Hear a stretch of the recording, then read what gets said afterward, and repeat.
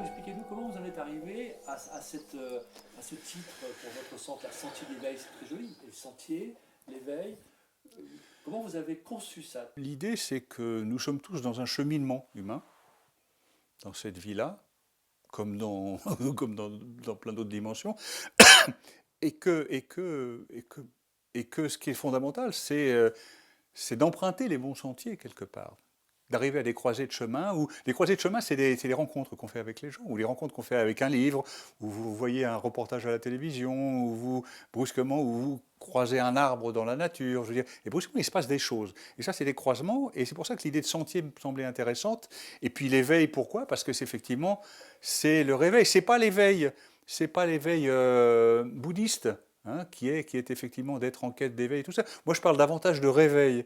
Parce que comme je parle des potentiels, je dis effectivement, réveillons tous ces potentiels que l'on a en nous. À l'intérieur de Sentier d'éveil, j'ai souhaité proposer des approches qui soient des approches permettant effectivement de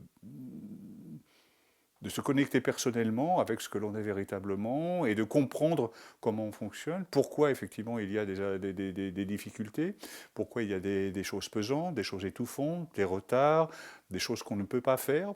Et puis, surtout, proposons à tous les gens qui sont un peu en quête de sens sur leur trajectoire humaine, leur proposer non pas la solution ou une solution, mais leur proposer simplement un type d'ouverture, et parce que ce qui m'importe, c'est que les gens soient autonomes, c'est pas du tout de les emmener dans quelque chose figé, dans un cadre dans lequel il faut qu'ils puissent rentrer en leur disant c'est ça et pas autre chose. Ça, c'est hors de question, c'est pas mon propos.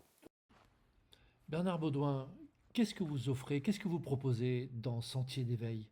Dans Sentier d'éveil, ce que j'essaie de faire, c'est surtout, prioritairement, euh, d'amener les gens à comprendre, justement, à la fois leur multidimensionnalité, d'une part, et d'autre part, qu'ils ont tous les potentiels. C'est-à-dire que quelque part, euh, moi, les gens avec lesquels je suis en contact sont des gens qui sont en quête de sens, quelque part. Soit c'est une quête de sens qui est éminemment spirituelle, simplement, soit c'est des gens qui ont des soucis parce qu'ils vont pas bien, parce que la vie qu'ils mènent, effectivement, ne répond pas, ne correspond pas, et ce qu'ils font ne les nourrit pas, essentiellement, avec du sens, et ne les nourrit pas vibratoirement.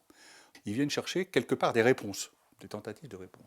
Ce que j'essaie de faire et de leur communiquer, en fait, c'est effectivement qu'on existe à plusieurs niveaux, en fait, qu'on n'a pas que cette enveloppe humaine, que cette enveloppe matérielle, et qu'effectivement on existe aussi autrement par notre pensée, que le champ des possibles est beaucoup plus large que ce qu'on nous apprend à l'école, que ce que nous laisse entendre notre système.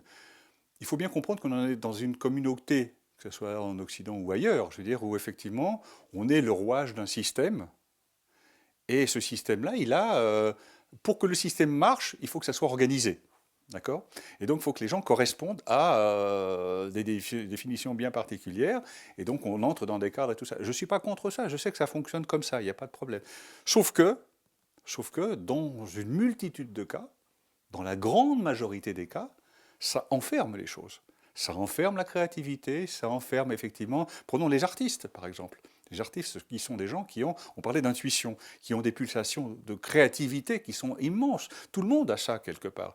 Que ce soit pour faire du macramé, de la musique, ou tourner un film, ou écrire un livre. Je veux dire, tout le monde a ça quelque part. Maintenant, combien de fois on va vous dire t'es nul pour ça quand on est enfant, t'es nul pour ça, c'est pas pour toi. Si tu fais ça, tu vas devenir n'importe quoi. Ça n'est pas possible. On rentre dans le jugement, on rentre dans les notes dont on parlait déjà, et du coup, ça classifie ça.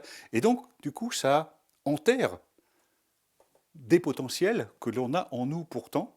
Et donc, moi, j'essaie de ramener ça, et de laisser émerger. Voilà. Après, si les gens veulent effectivement aller plus loin et effectivement aller dans une dimension qui soit une dimension intemporelle et qui soit dans des perceptions extrasensorielles, on peut les accompagner, il n'y a pas de souci. C'est-à-dire qu'à partir du moment où on intègre ça, on va changer de fréquence, on va élever son taux vibratoire, et donc du coup, on va avoir accès. Comme par hasard, il va se passer des choses. Enfin, quand je dis comme par hasard, soyons clairs, il n'y a pas de hasard.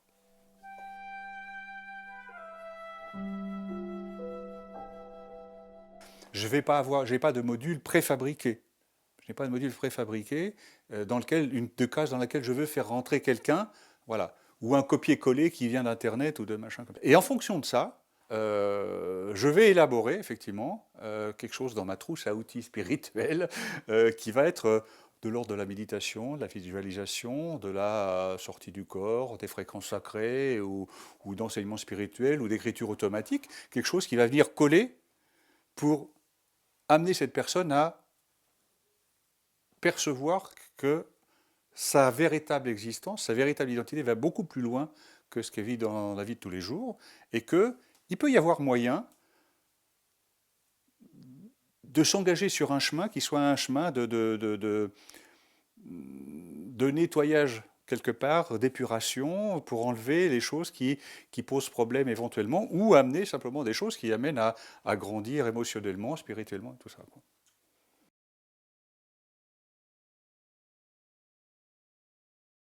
Ce qui est fondamental, c'est d'écarter autant que possible tout ce qui ne nous appartient pas, ou ce qui ne nous appartient plus, qui a pu procéder à un moment donné à nous aider, à nous grandir et toutes ces choses-là, mais qui, c'est des choix peut-être qu'on a faits, ou des rencontres, ou des décisions que l'on a prises il y a 10 ans, ou 15 ans, ou 5 ans, qui nous ont aidés à ce moment-là, qui nous ont impactés avec des processus, des rituels ou des choses comme ça, dont on est encore porteur, mais qui ne nous nourrissent plus.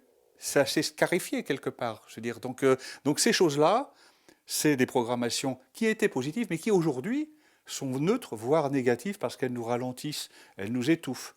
Donc sortons ça, mettons-le dans le passé, dans notre passé, qui est notre trésor, hein, c'est ce qui nous a constitués, c'est notre socle pour vivre aujourd'hui, et remplaçons ça par des choses qui aujourd'hui nous font vibrer.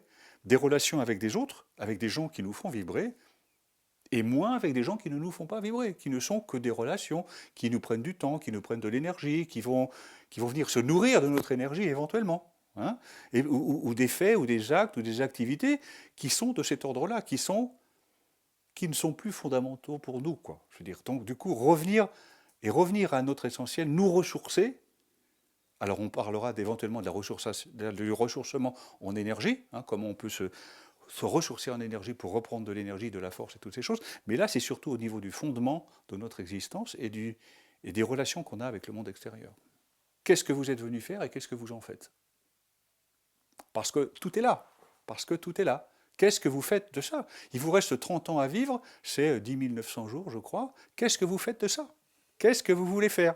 Ça n'est pas une pression, c'est simplement de dire tout ce que vous avez fait jusqu'à aujourd'hui, telle date, telle heure. Partez du principe que c'est de la formation. Je vais vous faire un beau diplôme sur Internet avec des enluminures, des machins, en disant que vous avez bien passé votre brevet, et les choses importantes, elles commencent à partir de maintenant. Quel que soit le temps qui vous reste, que ça soit 3 heures, 5 heures, 3 ans ou 30 ans, vous pouvez tout faire, vous pouvez tout recommencer, vous pouvez tout assumer en faisant la part des choses, en enlevant ce qui vous gêne, en faisant venir de nouvelles choses. Vous pouvez faire rencontrer de nouvelles personnes, un nouveau métier, tout ça, à une seule condition. Une seule condition, c'est que vous vous autorisiez. Autorisez-vous, ouvrez-vous, et à partir de là, comme par hasard, il va se passer des choses, quoi. Hasard entre guillemets, bien évidemment. Je vais vous donner un exemple très simple, puisqu'on est dans une dynamique de confession. À un moment donné, dans mon évolution personnelle et spirituelle, il m'a paru nécessaire effectivement d'instaurer une dynamique de transmission, effectivement de faire partager les choses. Donc qu'est-ce que j'ai fait? J'ai posé la question à mes guides. J'ai posé la question en disant, bon, je pense que c'est le bon moment pour effectivement, compte tenu de tout ce qui m'est arrivé, ce que j'ai vécu dans différentes dimensions et tout ça, de passer à la transmission. Et vous savez ce qu'on m'a répondu? Tu veux transmettre? Crée tes pratiques. Crée tes pratiques.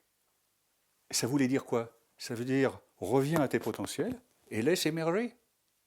Et laisse émerger des potentiels. Et c'est simplement la seule chose que j'essaie de faire avec les gens, de dire, vous avez envie, vous avez, voilà. Moi, je ne vous donnerai pas toutes les réponses. Je ne vous dirai pas ce que vous allez faire, je ne vous dirai pas ce que vous allez devenir, même si je peux avoir des perceptions de ça. Ce n'est pas mon propos. Hein. C'est simplement de dire, vous avez toutes les clés, quoi. Vous avez toutes les clés. Vous n'y croyez pas pas de problème. Vous pensez que ça serait possible? Je vous donne des clés, regardez, expérimentez, et vous allez être surpris par ce qui va se passer.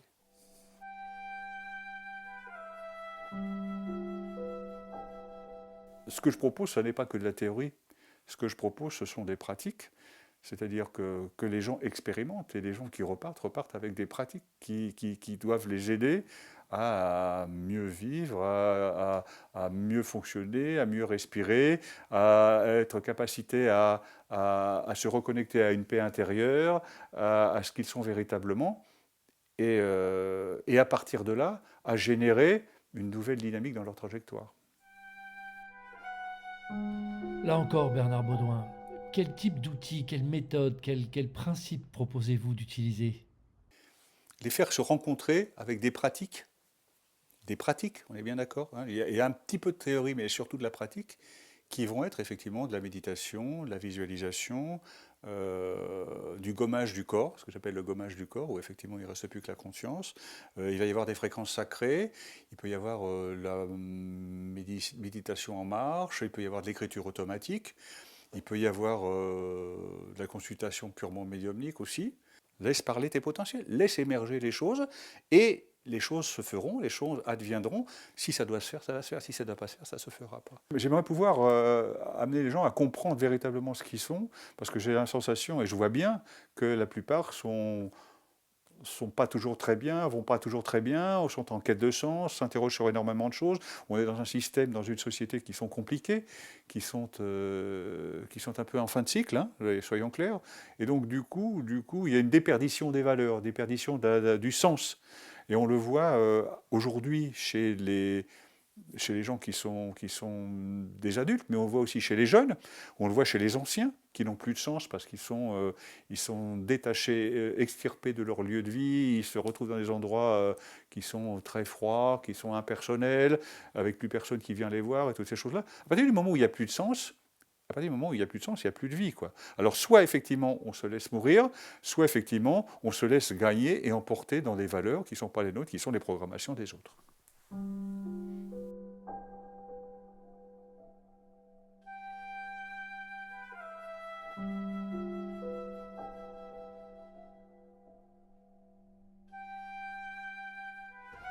Bernard Baudouin, nous qui avons été élevés dans le mode cartésien occidental, comment faire pour entendre notre âme?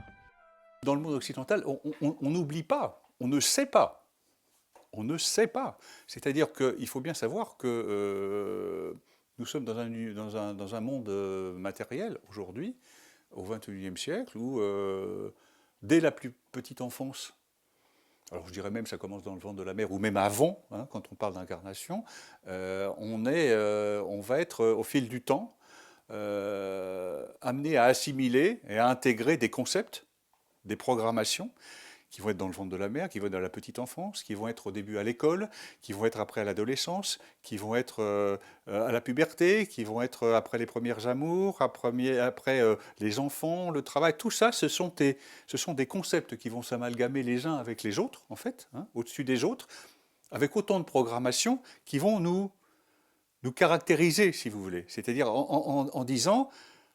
C'est comme ça qu'il faut faire, c'est comme ça qu'il faut penser, c'est comme ça qu'il faut être. Vous êtes dans un milieu où c'est comme ça qu'il faut fonctionner, en fait. Et toutes ces choses-là amènent des couches de programmation qui, en réalité, vont pouvoir être bonnes pour nous, parce qu'elles vont nous aider à nous structurer aussi, quelque part, mais d'un autre côté, vont nous enfermer dans des images, dans des concepts, dans le fait que, bon, alors on a dépassé le concept de la petite fille qui doit être habillée en rose et le petit garçon en bleu, hein, tout ça, mais enfin on n'est pas très très loin hein, de la différence des genres et toutes ces choses-là, et puis à un moment donné, bon bah, c'est les notes à l'école, je veux dire, où effectivement, il faut être meilleur que les autres, il faut gagner, je veux dire, il y a la compétitivité, et puis la compétitivité amène le fait de rejeter l'autre, de rejeter les autres, et toutes ces choses-là. Donc tout ça, c'est des concepts, des programmations, tout ça. Pour en venir à quoi? Pour en venir à cette idée de comment déterminer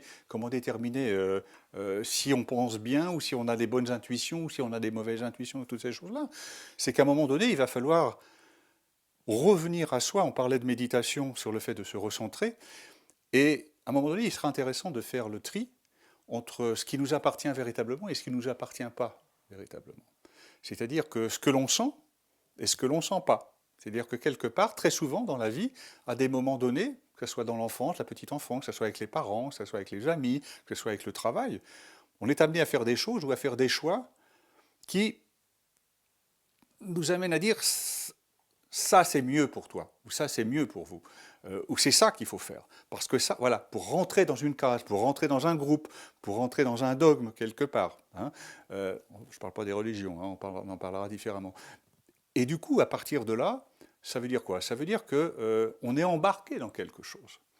Et tout le travail qu'on va pouvoir faire au niveau spirituel, par exemple, alors on verra sur la nécessité de faire un travail spirituel ou pas, tout le travail qu'on pourra faire dans des stages, dans des accompagnements, dans des rencontres, dans des lectures ou tout ça, ça va être effectivement d'intégrer une vision beaucoup plus large et beaucoup plus claire de ce que l'on est véritablement, de ce qui nous appartient véritablement, et ce qui est du système dans lequel on est, ou de la communauté dans laquelle on est, qui, eux, nous voient comme un élément parmi d'autres. En fait, notre intérêt à nous, c'est qu'on est un élément, et il y a les autres éléments. En fait, le problème, c'est qu'il y a une dualité là. Et la chose importante, c'est de sortir de cette dualité pour revenir à l'un, un. Et ça, on entre dans autre chose, parce que là, on entre dans une dimension spirituelle.